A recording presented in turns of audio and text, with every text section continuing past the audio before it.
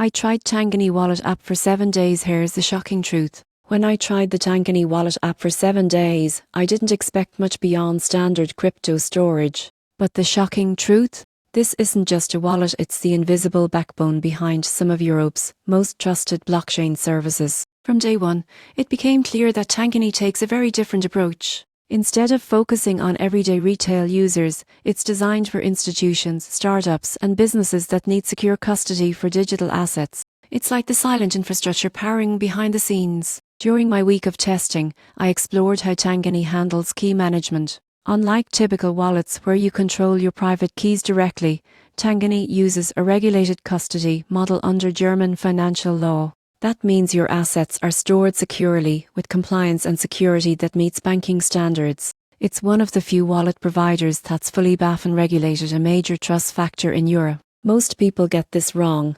They assume crypto wallets have to be completely self-custodial to be safe. But Tangany proves there's another path, one that balances security, regulation, and accessibility. Of course, it's not for everyone. Regular crypto users might find it too corporate, and you can't just download it and start trading like you would with MetaMask or Trust Wallet. It's meant for enterprises, developers, and fintech platforms that want to integrate blockchain without managing private keys directly. After 7 days of testing, the shocking truth became clear. Tangany isn't the flashy wallet you see in crypto ads.